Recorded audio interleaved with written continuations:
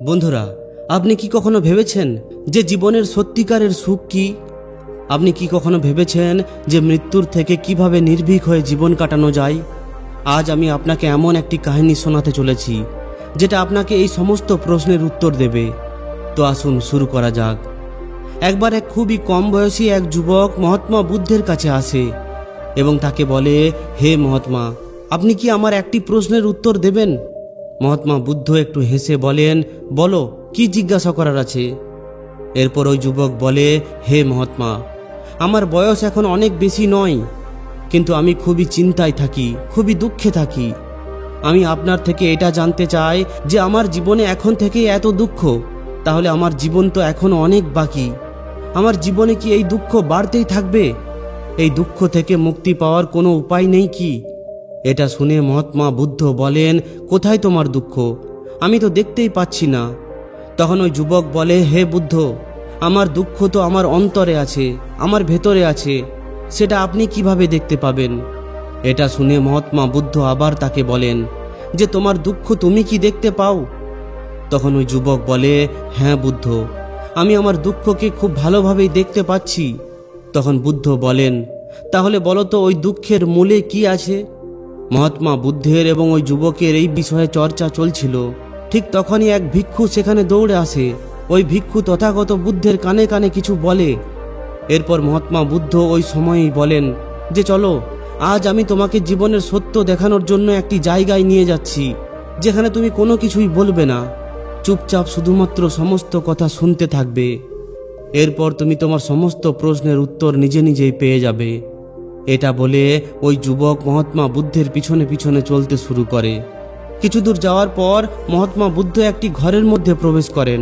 ওই ঘরের মধ্যে প্রবেশ করার পর মহাত্মা বুদ্ধ এবং ওই যুবক দেখে যে সেখানে অনেক মানুষ দাঁড়িয়ে আছে, আর মাঝখানে একটি চৌকির মধ্যে একজন বৃদ্ধ মানুষ শুয়ে আছেন। মহাত্মা বুদ্ধকে দেখেই ওই সমস্ত লোকেরা রাস্তা ছেড়ে দেয়। এরপর মহাত্মা বুদ্ধ ওই ব্যক্তির কাছে গিয়ে তার চৌকির মধ্যে বসে পড়েন। ওই যুবকও তার পাশেই বসে পড়ে। এরপর ওই বৃদ্ধ ব্যক্তি, যিনি চৌকির মধ্যে শুয়েছিলেন, তিনি বলতে শুরু করেন যে হে মহাত্মা বুদ্ধ, আমি এটা তো জানি না যে আমার জীবনে আর কতটা সময় বেঁচে আছে। আমি এটা জানি না যে কখন ওপর থেকে আমার ডাক চলে আসবে। আমি মরার আগে কিছু প্রশ্নের উত্তর আপনার কাছে জানতে চাই। আমি জানি যে ওই প্রশ্নের উত্তর একমাত্র আপনি আমাকে দিতে পারবেন। এই জন্যই আমি আপনাকে এখানে ডেকেছি। এরপর ওই বৃদ্ধ ব্যক্তি বলতে শুরু করেন যে হে বুদ্ধ, আমার জীবনের শেষ সময়ে আমার ছোটবেলার দিনগুলি খুব মনে পড়ছে। আমি আমার ছোটবেলার দিনগুলিকে মনে করি আর ভাবি যে ওই দিনগুলি কেমন ছিল। না কোনো কিছু পাওয়ার চিন্তা, আর না কোনো কিছু হারিয়ে যাওয়ার দুঃখ। ছোটবেলার ওই দিনগুলি মনে করে আমার চোখের মধ্যে জল চলে আসে।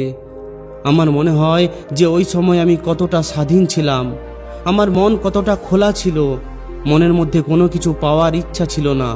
ওই সময় যে খেলা খেলতে শুরু করতাম, ওই খেলাতেই সারা দিন লেগে থাকতাম। কিন্তু কিছুটা সময় পর যখনই আমি একটু একটু করে বড় হতে থাকলাম, তখনই লোকেরা আমাকে জীবনের রাস্তায় এগিয়ে যাওয়ার জন্য বলতে থাকে। আমার পিতা বেশিরভাগ সময়ই আমাকে বলতেন যে তুমি পড়াশুনোয় তোমার ভাইয়ের মতো কেন নও, তুমি অন্যদের থেকে সবসময় পিছনে কেন থাকো। এই সমস্ত কিছু শুনে আমার মন খুবই বিভ্রান্ত হয়ে পড়ে। লোকেরা আমাকে অনেক কটু কথা শোনাতে থাকে, কারণ না তো আমি খেলায় ভালো ছিলাম, না তো পড়াশুনোয়। সবাই আমাকে অন্য কারোর মতো হওয়ার জন্য বলতেন। আর ওই কটু কথায় বিরক্ত হয়ে আমি জীবনে কিছু হয়ে ওঠার সিদ্ধান্ত নিই। আমি নিজেই নিজেকে কথা দিই যে আমি আমার ভাইয়ের মতোই একজন সফল মানুষ হয়ে উঠব। আর এর জন্য আমি দিন রাত পরিশ্রম করতে লেগে যাই। শুরুতে খুবই কষ্ট হয়, নিরাশ হয়ে পড়ি, কিন্তু তবুও আমি হার মানি না। তাই আমি নিজের একটি ভালো ব্যবসা দাঁড় করিয়ে ফেলি। এরপর আমার মধ্যে কিছু পাওয়ার অনুভব হয়। আমি খুবই খুশি হই, কারণ যে সমস্ত লোকেরা আমাকে কটু কথা বলতেন, ওই সমস্ত মানুষেরাই এখন আমার সামনে পিছনে ঘোরাঘুরি করতে থাকে। এরপর কিছুদিন পর আমার একজন ধনী পরিবারের মহিলার সঙ্গে বিবাহ হয়ে যায়। আর এরপর আমার মনে হতে শুরু করে যে আমার জীবন যেন স্বর্গ হয়ে উঠেছে। কয়েক বছর পর আমার দুটি পুত্রের জন্ম হয়। দুটি পুত্রই খুবই সুন্দর ছিল। এখন আমার মন আমার বাচ্চাদের জন্য কিছু করার জন্য উৎসুক হয়ে পড়ে। আমি আরও বেশি অর্থ রোজগার করতে লেগে যাই, আর খুব তাড়াতাড়ি আমি আমার নগরের সবথেকে বড় ব্যবসায়ী হয়ে উঠি। সব কিছুই খুব ভালোই চলছিল, কিন্তু দুর্ঘটনাকে আর কেই বা এড়াতে পারে। একদিন হঠাৎ করে আমার স্ত্রী আমাকে ছেড়ে চলে যায়। এতে আমি মনে মনে খুবই দুঃখ পাই। আমি বেশ কয়েকদিন ধরে নিজের ঘর থেকে বের হই না। এরপর আমার পুত্ররা আমাকে হিম্মত দিত যে, হে পিতা, মা তো আর নেই, মা তো আর কখনোই ফিরে আসবে না, কিন্তু আমরা দুই ভাই সারা জীবন আপনার সঙ্গে থাকব, সারা জীবন আপনার সেবা করব, আপনাকে কোনো কিছুই চিন্তা করার প্রয়োজন নেই। এরপর ধীরে ধীরে আমি নিজের মনকে বুঝিয়ে দিলাম যে এখন তো আমাকে আমার স্ত্রী ছাড়াই বাঁচতে শিখতে হবে। এই জন্য আমি আমার মন নিজের ছেলেদের সঙ্গে জুড়ে নিলাম। তাদের খুশিতেই আমি খুশি হতাম, তাদের দুঃখেই আমি দুঃখ পেতাম। এরপর তিনি বলেন, হে বুদ্ধ, আমার জীবন চক্রে আমি সবসময় এটা অনুভব করতাম যে এই জীবন আসলে কি, জীবনের গভীরতা নিয়ে তাকে কিভাবে জানা যায়, এটা কিভাবে জানা যায় যে আমি কে আর আমি এই দুনিয়ায় কি করতে এসেছি। এই ধরনের অনেক প্রশ্ন আমার মনের মধ্যে উঠতে থাকে। আর আমি আপনার ব্যাপারেও জানতে পারি যে মহাত্মা বুদ্ধ এমন ধ্যানের পদ্ধতি বলেন যাতে করে জীবনের অর্থ বোঝা যায়। কিন্তু আমি সবসময় এটা ভাবতাম যে সবথেকে প্রথমে আমি জীবনের দুঃখ ও সমস্যাকে দূর করে দিই, এরপর আমি ধ্যানের মধ্যে আমি আমার সম্পূর্ণ মন লাগাবো। আর এটা ভেবেই আমি কখনোই ধ্যান করতে পারতাম না। ধীরে ধীরে সময় কাটতেই থাকে, আর অবশেষে এত বয়স হওয়ার পর আমি অসুস্থ হয়ে পড়ি। এমনিতে তো আমার জীবনে কোনো অভাব ছিল না, আমার পুত্ররা আমার খুবই খেয়াল রাখে, আমি জীবনে অনেক কিছু অর্জনও করেছি। কিন্তু এখন যখন আমি নিজের জীবনের পিছনের দিকে তাকিয়ে দেখি, তখন আমার অনুভব হয় যে আমার ছোটবেলার দিনগুলি সবথেকে ভালো দিন ছিল। এরপর ওই ব্যক্তি বলেন যে আমি এখন শুধুমাত্র কয়েক মুহূর্তের অতিথি, সেটা আমি জানি, কিন্তু আপনি এমন কোনো সূত্র কি জানেন যাতে করে আমি শান্তিতে মৃত্যু বরণ করতে পারি, যাতে করে আমার মনের সমস্ত জিজ্ঞাসা শান্ত হয়ে যায় আর আমি জীবনের আসল অর্থ বুঝে মরতে পারি? এটা শুনে মহাত্মা বুদ্ধ বলেন যে প্রত্যেকটি মানুষের তার ছোটবেলার দিন কেন এত প্রিয় হয়, কারণ ওই সময়ই তার কোনো রকমের কোনো চিন্তা থাকে না, সে সম্পূর্ণ স্বাধীন থাকে, তার মধ্যে কোনো ধরনের কোনো লালসা থাকে না। ওই সময় সে যে কাজের মধ্যেই লেগে যায়, ওই কাজের মধ্যেই মগ্ন হয়ে পড়ে।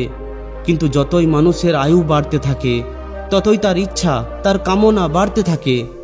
আর এই জন্যই বেশিরভাগ সময় মানুষ নিজের ভবিষ্যৎ তৈরি করার জন্য লেগে থাকে, নিজের অতীতের ব্যাপারে চিন্তা ভাবনা করতে থাকে, আর তাই তারা বর্তমানে বেঁচে থাকতে ভুলে যায়। যেখানে যদি আমরা কোনো ছোট বাচ্চাকে দেখি, তাহলে তার কাছে কোনো ভবিষ্যৎ কিংবা কোনো অতীত থাকে না, সে শুধুমাত্র বর্তমানেই উপস্থিত থাকে। এই জন্য সে বর্তমানে সম্পূর্ণ আনন্দে থাকে। তুমি তোমার সারা জীবন নিজের সাফল্য, নিজের স্ত্রী, পুত্র ও নিজের ভবিষ্যতের পরিকল্পনার উপরে কাটিয়ে দিয়েছ। আর তুমি সবসময় এটাই ভেবেছ, নিজে সবথেকে প্রথমে আমি আমার জীবনকে গুছিয়ে নিই, আর তারপর সত্যের খোঁজ করব, তারপর ধ্যান করব। কিন্তু আমরা এটা ভুলে যাই যে কাল কখনোই আসে না, ভবিষ্যতের পরিকল্পনা কখনোই পূরণ হয় না। যখন আমাদের একটি পরিকল্পনা পূর্ণ হয়, তখন আমাদের মন আবার দ্বিতীয় পরিকল্পনা তৈরি করে ফেলে, আর এইভাবেই জীবনচক্র চলতেই থাকে। আর এখন অন্তিম সময়ে যখন মৃত্যু তোমার দরজায় কড়া নাড়ছে, তখন তুমি এটা অনুভব করছো যে আমি জীবনে কোনো কিছুই অর্জন করতে পারিনি। এখন তোমার মনে হচ্ছে যা কিছুই তুমি করেছো তার মধ্যে একটি সূচও তুমি নিজের সঙ্গে নিয়ে যেতে পারবে না। যদি এই কথাটি তুমি ওই সময়ই বুঝে নিতে, তাহলে মৃত্যু কখনোই নিশ্চিত হয়ে আসতো না, সে তো যখন খুশি আসতে পারে। যদি এই কথাটি ওই সময় তোমার মন বুঝে নিত, তাহলে তুমি ওই সময় ধ্যান ও সত্যের খোঁজে লেগে যেতে। তুমি এমন কোনো জিনিস খোঁজার চেষ্টা করতে যেটা তোমার সঙ্গে যেতে পারে, যেটা তোমাকে পরিপূর্ণভাবে মৃত্যুর রাস্তা দেখাতে পারে। তখন ওই বৃদ্ধ ব্যক্তি হাত জোড় করে মহাত্মা বুদ্ধকে বলেন, হে বুদ্ধ, এটা তো আমি জানি যে আমার দ্বারা ভুল হয়েছে, আমি নিজের জীবনকে সার্থকভাবে কাটাতেই পারিনি, আর এটা আমি খুব গভীরভাবেই অনুভব করতে পেরেছি।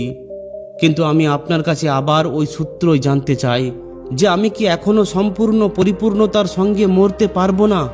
আমি কি এখনো সত্যের কোনো ঝলক দেখতে পাবো না? এটা শুনে বুদ্ধ ওই ব্যক্তির মাথায় একটু হাত বুলিয়ে বলেন যে এখন তো একটি সূত্রই বোঝার মতো আছে, আর ওই সূত্রটি হলো যে তুমি জীবনে যা কিছুই পেয়েছো কিংবা যা কিছুই হারিয়েছো, ওই সমস্ত কিছু এখানেই ছেড়ে চলে যাও। সেগুলোকে নিজের মনের মধ্যে সংযুক্ত করে নিয়ে যেও না। নিজের মনের মধ্যে এই ভাবনার জন্ম দাও যে তুমি জীবনে অনেক কিছু শিখে নিয়েছো, আর বাস্তবিকভাবে তুমি নিজের জীবনে অনেক উন্নতি করেছো।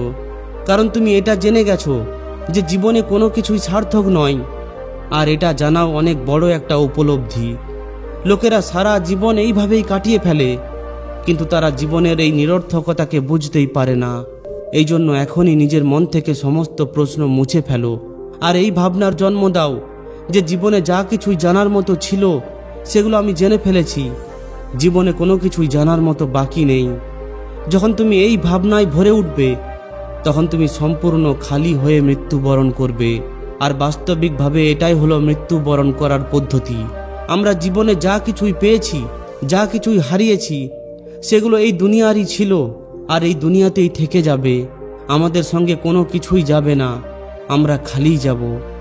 আর যে সমস্ত লোকেরা নিজের মন থেকে সম্পূর্ণ খালি হয়ে যায়, বাস্তবে তাদের জ্ঞানের প্রদীপ জ্বলে ওঠে, আর সে পরবর্তীকালে পরের জন্মে সেটাকে নির্মাণ করার স্মৃতি প্রাপ্ত করে।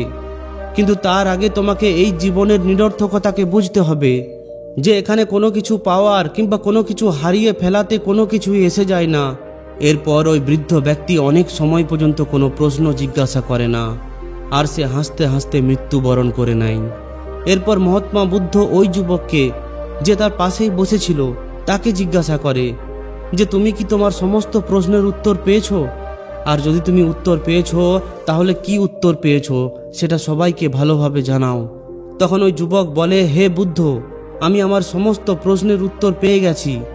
ওই বৃদ্ধ ব্যক্তির জীবন চক্র থেকে আমি বুঝে গেছি যে জীবনে কোনো কিছুই পাওয়ার মতো থাকে না। সুখ হোক কিংবা দুঃখ, সমস্ত কিছুই এখানেই রয়ে যায়।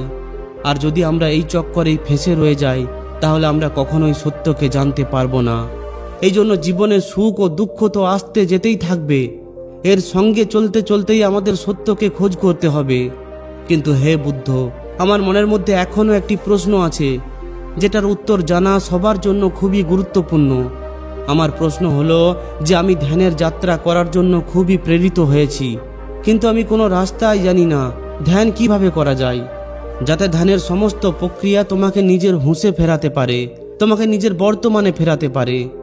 তখন বুদ্ধ বলেন, যদি তুমি যে কোনো দুঃখকে সম্পূর্ণ উপস্থিতির সঙ্গে, সম্পূর্ণ একাগ্র ভাবনার সঙ্গে নিজেকে সম্পূর্ণভাবে একত্রিত করে করতে পারো, তাহলে তখন তুমি ধ্যানের মধ্যে থাকবে।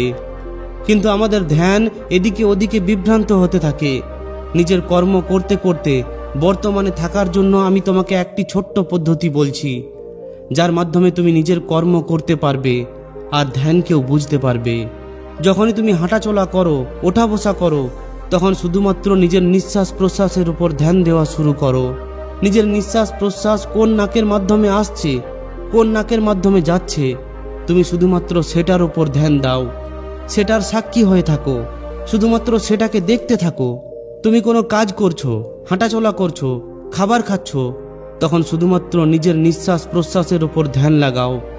এটা করতে করতে তুমি অনুভব করতে পারবে যে তোমার মস্তিষ্ক, তোমার বিচার তোমাকে এদিকে ওদিকে নিয়ে যাচ্ছে, কিন্তু কিছুক্ষণ পর তুমি আবার নিজের হুঁশে ফিরবে যে তোমাকে নিজের নিঃশ্বাস প্রশ্বাসের উপর ধ্যান দিতে হবে।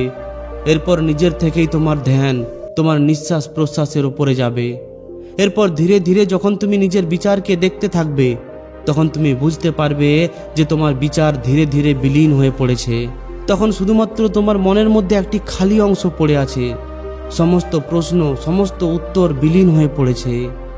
এরপর মহাত্মা বুদ্ধ বলেন যে আমাদের যে নিঃশ্বাস প্রশ্বাস আছে সেটা বর্তমানে চলে, না তো সেটা ভবিষ্যতে চলে, আর না তো অতীতে। আর যখন তুমি নিজের নিঃশ্বাস প্রশ্বাসের সঙ্গে জড়িয়ে পড়ো, তখন তুমি বর্তমানে ধ্যান লাগানো শিখে যাও। কারণ ওই নিঃশ্বাস প্রশ্বাস যার উপর তুমি ধ্যান লাগাচ্ছ, সেটা বর্তমানে চলে। এরপর ধীরে ধীরে তুমি নিজের থেকেই ধ্যানকে অনুভব করতে পারবে। এরপর তুমি যে কাজটি করবে তার উপর সম্পূর্ণ মন লাগাতে পারবে। তাই শুরুটা সেখান থেকেই করো যেখানে তুমি উপস্থিত আছো। এখান থেকেই, এখন থেকেই নিজের নিঃশ্বাস প্রশ্বাসের উপর ধ্যান দেওয়া শুরু করো। তো বন্ধুরা, কেমন লাগলো এই ভিডিওটি অবশ্যই কমেন্টে জানান। যদি ভিডিওটি আপনাদের ভালো লাগে তাহলে অবশ্যই একটি লাইক ও শেয়ার করে দিন। আর যদি এই ধরনেরই আরও শিক্ষামূলক ভিডিও পেতে চান তাহলে আমাদের এই চ্যানেলটিকে অবশ্যই সাবস্ক্রাইব করে নিন। ধন্যবাদ।